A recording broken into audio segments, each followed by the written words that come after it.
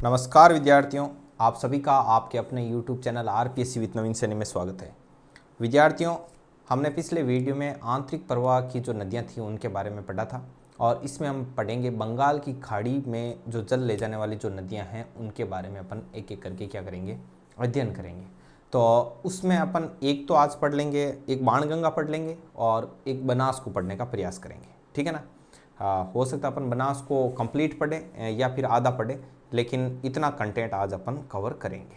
तो इसके बारे में आप ध्यान से सुनना। मैं एक एक चीज़ लिखूंगा, हालांकि हर चीज़ लिखी हुई पीडीएफ नोट्स है, वो टेलीग्राम पर डाले हुए हैं। टेलीग्राम चैनल का लिंक है वो डिस्क्रिप्शन में है, वहाँ से आप क्या कर सकते हो, टेलीग्राम ग्रुप को ज्वाइन कर सकते हो। चलिए विद्यार्थियों, शुरू करते हैं। तो सबसे पहली चीज़ मैं यहाँ पे लिख देता हूँ, बंगाल की खाड़ी में जल ले जाने वाली नदियाँ। बंगाल की खाड़ी में जल ले जाने वाली नदियाँ, स्टार लगा के लिखो, बंगाल की खाड़ी में जल ले जाने वाली नदियाँ। बंगाल की खाड़ी में जल ले जाने वाली नदियाँ।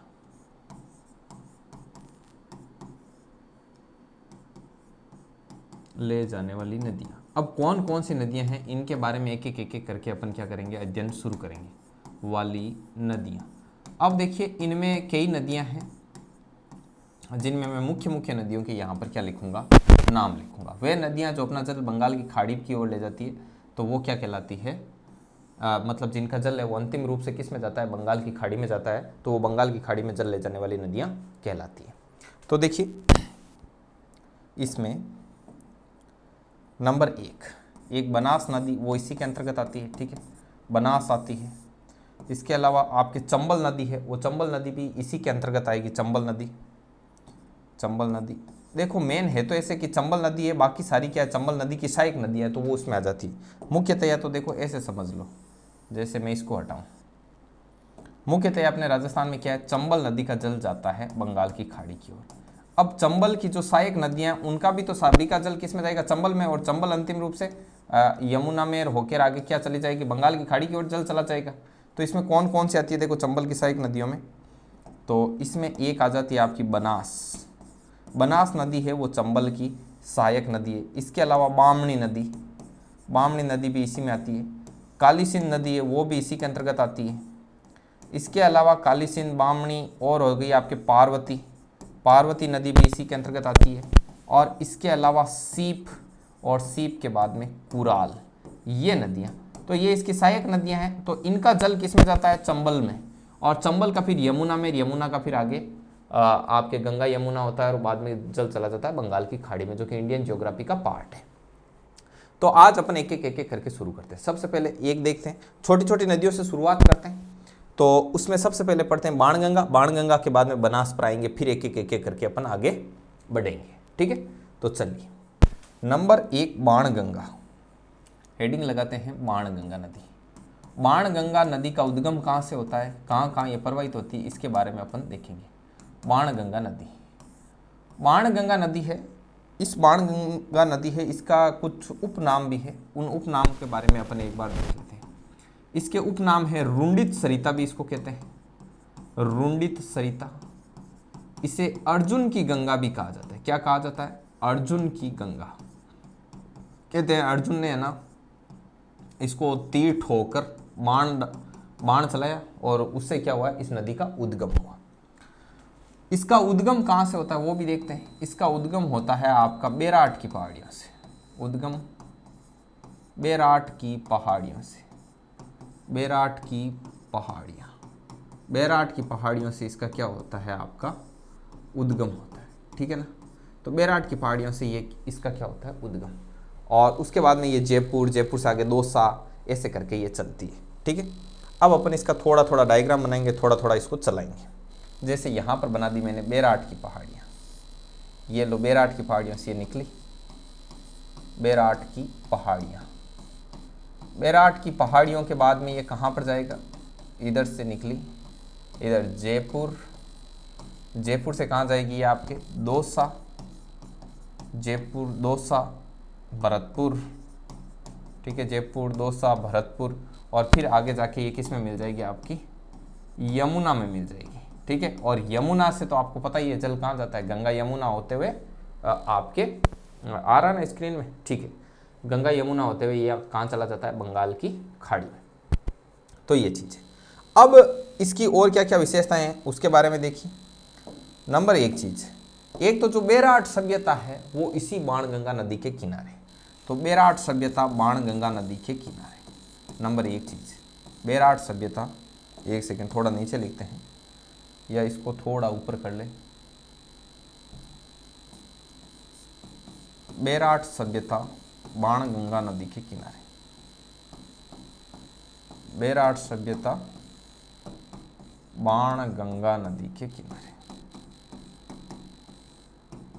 बाणगंगा नदी के किनारे, यही बात है, ठीक है। बाणगंगा नदी की एक लंबाई भी ध्यान में होनी चाहिए।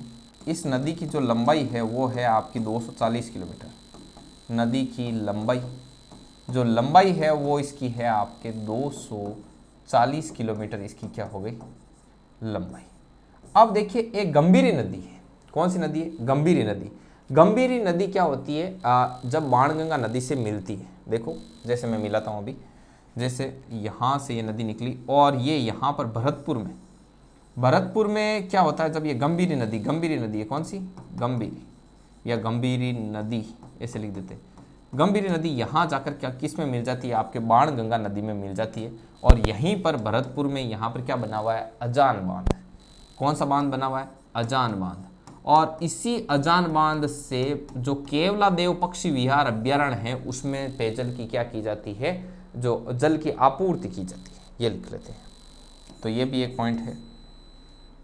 गंभीरी नदी पर, गंभीरी नदी, ठीक है, और बाणगंगा, ठीक है ना, बाणगंगा, इन पर क्या बना हुआ है आपका अजान बांध। अजान बांध है और अजान बांध से, अजान बांध और अजान बांध से क्या की जाती है, आपके केवलादेव पक्षी विहार अभ्यारण्य को जल की सप्लाई, केवलादेव पक्षी विहार अभ्यारण्य जो कि भरतपुर में है, विहार अभ्यारण्य को पानी की सप्लाई की जाती है, अभ्यारण्य में जल की क्या की जाती है, सप्लाई की जाती है। तो ये मेन बातें थी, तो आप इसका स्क्रीनशॉट ले सकते हैं, बढ़िया तरीके से आ रहा है डाटा, ठीक है। तो मेन जो चीज़ें थी वो मैंने आपको इसमें बता दी। और ये यमुना में कहाँ मिलती है, आगरा में, ये किस में मिल जाती है, यमुना में मिल जाती है, ठीक है विद्यार्थियों। तो देख लीजिए इसको एक बार। अब इसके बारे में एक बार मैं आपको थोड़ा थोड़ा रिवीजन करवा देता हूँ, मोटे मोटे तौर पर आप इसको ध्यान से सुनना। देखो बाणगंगा नदी, बाणगंगा नदी का जो उद्गम होता है वो बेराट की पहाड़ियों से होता है जयपुर में, जयपुर से दौसा, दौसा से भरतपुर और फिर आगे ये आगरा में जाके किस में मिल जाती है, यमुना में मिल जाती है। टोटल लंबाई जो इसकी है वो 240 किलोमीटर लंबाई है। कितनी लंबाई है इसकी, 240। उपनाम की बात की जाए तो इसके उपनाम है आपके रुंडित सरिता और अर्जुन की गंगा भी इसको कहा जाता है।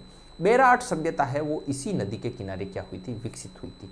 गंभीरी नदी और बाणगंगा नदी के संगम पर भरतपुर में क्या बना हुआ है, अजान बांध बना हुआ है। और अजान बांध के द्वारा केवलादेव पक्षी विहार अभ्यारण्य जो कि भरतपुर में स्थित है को पेयजल की क्या की जाती है, आपूर्ति की जाती है।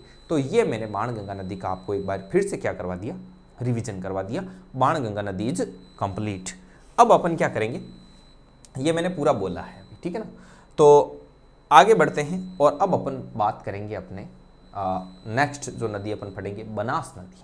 तो बनास नदी के बारे में अपन बात करेंगे। बनास नदी को वन की आशा कहा जाता है। इसका उद्गम खमनोर की पहाड़ियाँ राजसमंद से होता है। कितनी इसकी लंबाई है, अलग अलग बुक्स में अलग अलग दी हुई है, रिमोन सक्सेना कौन सी बताते हैं। इन सब चीज़ों के बारे में अपन क्या करेंगे, अध्ययन करेंगे। कौन से झीलों में ये प्रवाहित होती है, लास्ट में रामेश्वरम में जाकर के किस में मिल जाती है, चंबल में मिल जाती है। तो इस प्रकार इसके बारे में अपन क्या करेंगे, अध्ययन करेंगे। तो चलिए शुरू करते हैं।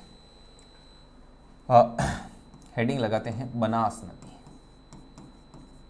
बनास नदी, बनास नदी। तो बनास नदी का सबसे पहले लिखेंगे अपन उद्गम। इसका उद्गम कहाँ से होता है, तो खमनोर की पहाड़ियाँ राजसमंद से इसका क्या होता है, उद्गम होता है। खमनोर की पहाड़ियाँ राजसमंद, खमनोर की पहाड़ियाँ राजसमंद, पहाड़ियाँ राजसमंद, पहाड़ियाँ राजसमंद, पहाड़ियाँ राजसमंद। ठीक है ना। और इसके उपनाम की बात की जाए तो इसका उपनाम भी लिख दीजिए, उपनाम है इसका वन की आशा, उपनाम है इसका आपके वन की आशा।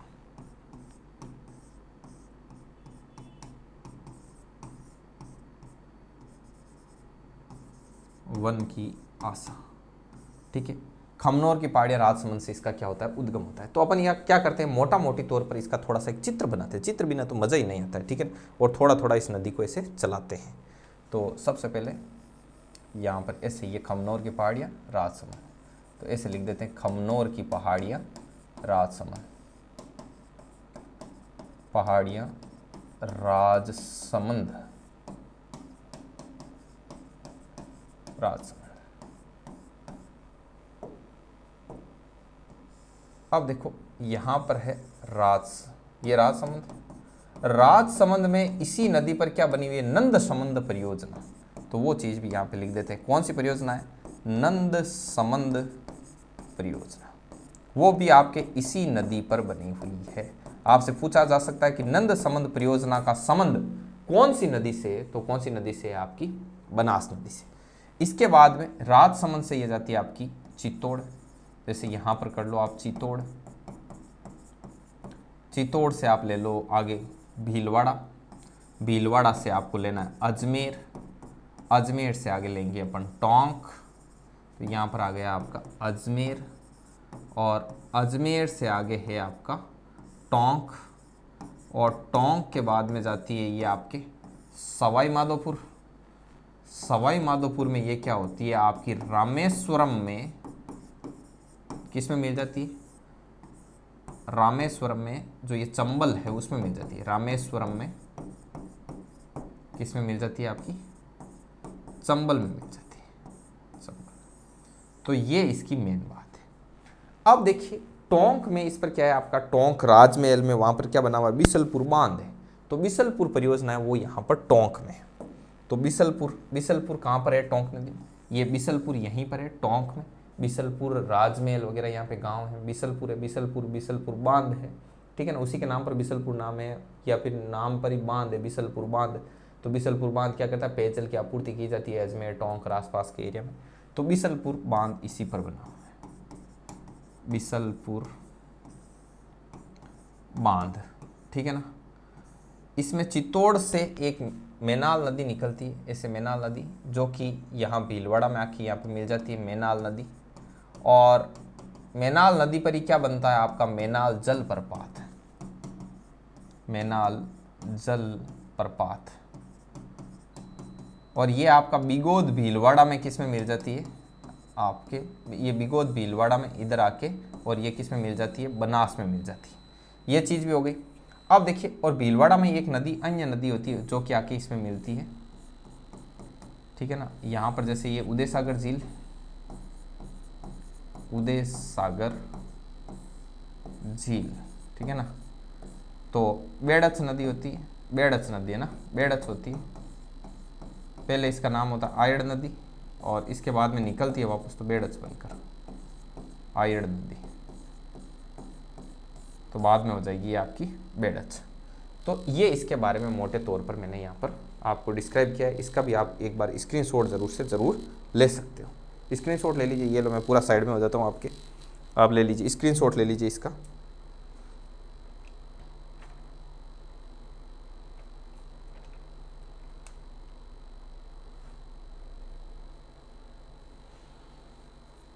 चलिए ले लिया स्क्रीनशॉट। एक इसमें इसरदा परियोजना है, इसरदा परियोजना सवाई माधोपुर से रिलेटेड है। सवाई माधोपुर में इस नदी पर क्या है, इसरदा परियोजना, तो ये भी एक लिख लीजिए इसमें कंसेप्ट, इसरदा परियोजना। थोड़ा कलर अलग चूज करते हैं, यहाँ पे लिख दो इसरदा परियोजना, इसरदा परियोजना।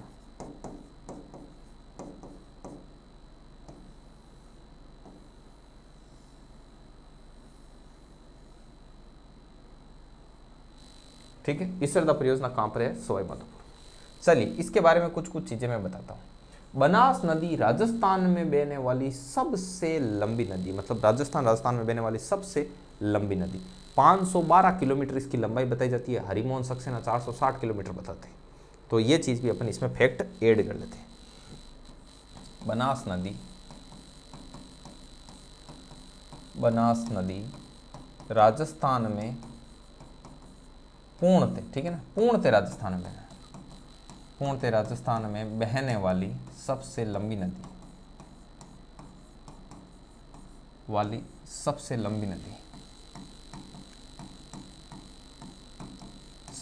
नदी है, जिसकी जो लंबाई है वो कितनी है, 512 किलोमीटर। और एक हरिमोहन सक्सेना जो बताते हैं वो डाटा और लिख लो। हरिमोहन सक्सेना बताते हैं इसमें 480 किलोमीटर, ध्यान रखना 480 किलोमीटर। हरिमोहन सक्सेना बताते हैं 480 किलोमीटर।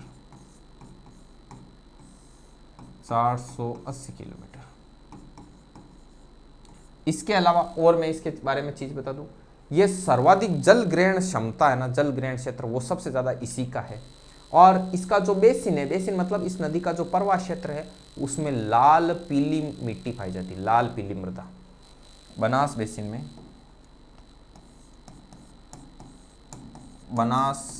में लाल पीली मृदा पाई जाती है।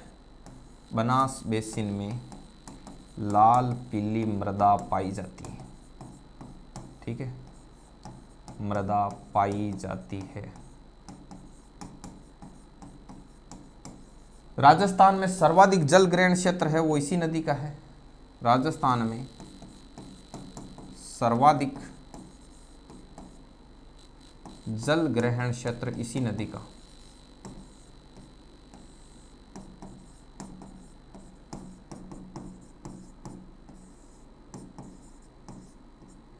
ग्रहण क्षेत्र है वो इसी नदी का है आपके। इसके अलावा नंद संबंध परियोजना है, नंद संबंध परियोजना वो इसी पर है, बनास नदी राजसमंद। नंद संबंध परियोजना ये बहुत इंपॉर्टेंट है, बनास नदी पर है आपके राजसमंद में।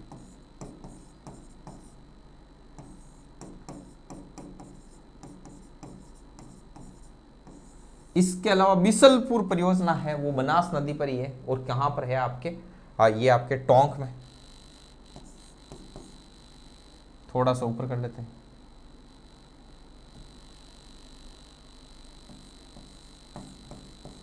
बिसलपुर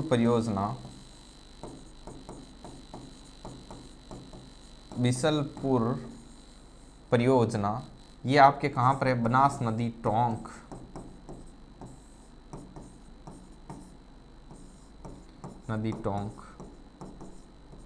बनास नदी टोंक। इसमें आपके क्या होगा कि जो इससे लाभान्वित कौन कौन है बिसलपुर परियोजना से, ये क्वेश्चन पूछा जाता है। तो इसमें देखो जयपुर तक को इससे क्या मिलता है, पानी मिलता है। आसपास वालों को तो मिलना ही है, जयपुर, टोंक, अजमेर और भीलवाड़ा, तो ये इसमें आ जाते हैं।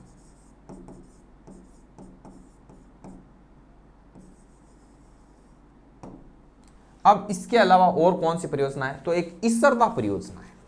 इसरदा परियोजना सवाई माधोपुर में है। टोंक और सवाई माधोपुर के जो ये आसपास के गांव हैं उनमें आपूर्ति की जाती है इसरदा परियोजना के तहत, तो वो भी इसमें लगा देते हैं, जयपुर और टोंक के सीमावर्ती, ठीक है ना। तो इसरदा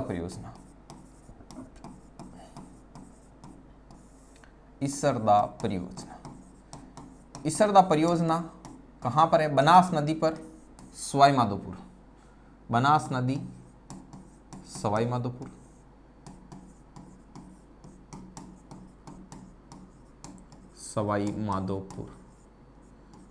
जयपुर और टोंक के जो सीमावर्ती गांव हैं, आसपास के गांवों में पेयजल आपूर्ति की जाती है, किसके तहत, इसरदा परियोजना के तहत। जयपुर वे टोंक के सीमावर्ती गांवों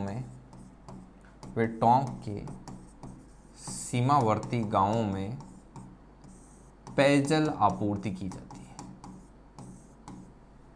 गांवों में क्या की जाती है, पेयजल आपूर्ति की जाती है।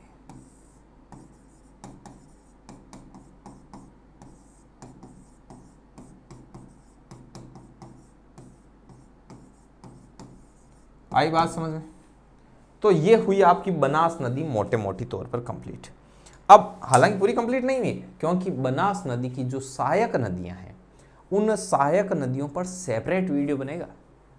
एक वीडियो बनाएंगे बनास की जो सहायक नदियां उनकी, फिर एक एक नदी लेंगे, उसमें बेड़च ले ली वगैरह वगैरह, ठीक है ना।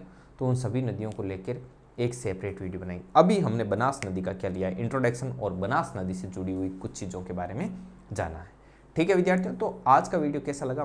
मेरे हिसाब से ये वीडियो आपके लिए काफ़ी हेल्पफुल रहेगा। आप अपना जो कीमती जो कमेंट है वो कमेंट बॉक्स में ज़रूर से ज़रूर छोड़ें, वो हमें एक अलग ही ऊर्जा प्रदान करता है। इसके अलावा वीडियो को लाइक करें, चैनल को शेयर करें, सब्सक्राइब करें। ठीक है विद्यार्थियों, तो मिलते हैं इसी प्रकार के नॉलेजफुल वीडियो के साथ नेक्स्ट टाइम।